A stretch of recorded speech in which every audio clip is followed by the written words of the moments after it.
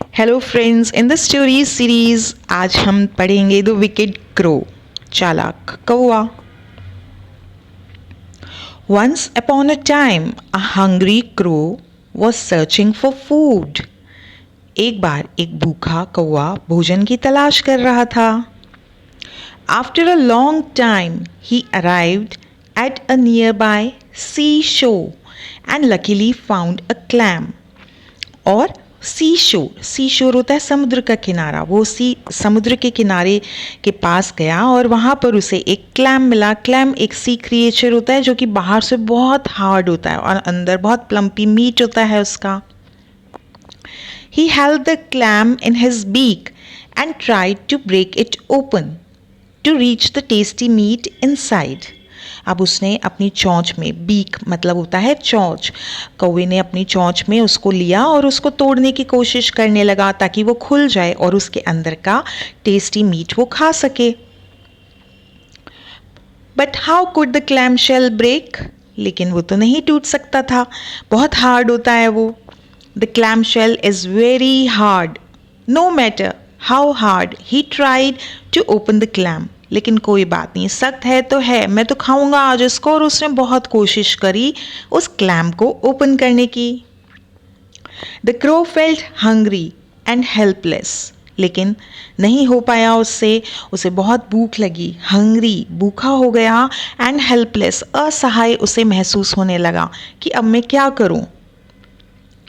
Suddenly, another crow approached him and said, "Hey, you are doing it all wrong." तभी वहाँ another मतलब दूसरा कौवा आया उसके पास और बोला, अरे तुम तो बिल्कुल गलत कर रहे हो। Listen to me. Take the clam in your beak and fly up as high as you can.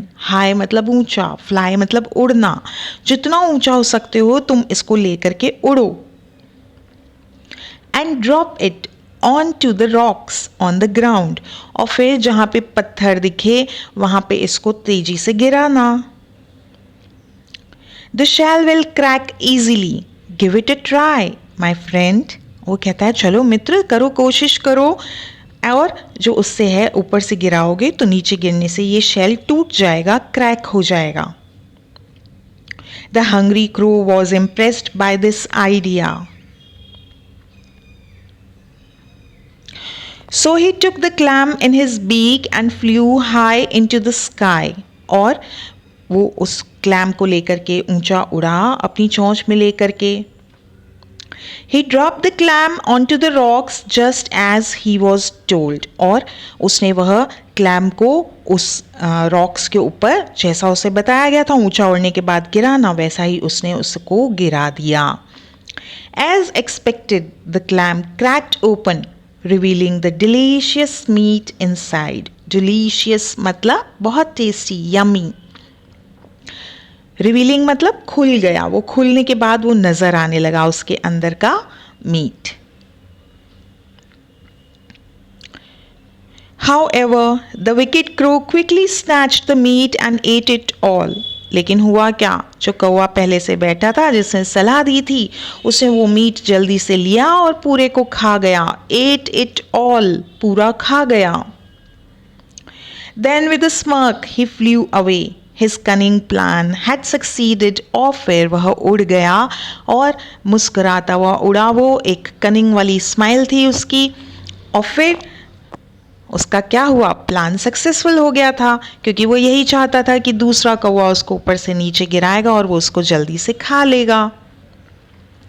The innocent crow landed and felt angry at his misfortune. और जब वो कौवा नीचे आया और उसने देखा अरे वो तो खा के उड़ गया, तो उसे बहुत ही दुख हुआ, क्योंकि पहले ही भूखा था, मेहनत भी करी उसने और उसका फल कोई दूसरा कौवा ले गया। तो उसको लगा आज तो मेरा मिसफॉर्च्यून माने दुर्भाग्य था। He went to sleep that night with an empty stomach and made a promise to himself never to trust a stranger so easily again. और फिर उसने खुद से प्रॉमिस किया कि अब मैं कभी ऐसे किसी स्ट्रेंजर की बात पर भरोसा नहीं करूँगा।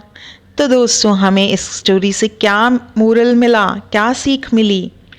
You should not trust strangers blindly. आंखें बंद करके हमें किसी पे भी भरोसा नहीं करना चाहिए, अपने दिमाग का प्रयोग करना चाहिए। सोचो सोचो, दिमाग लगाओ।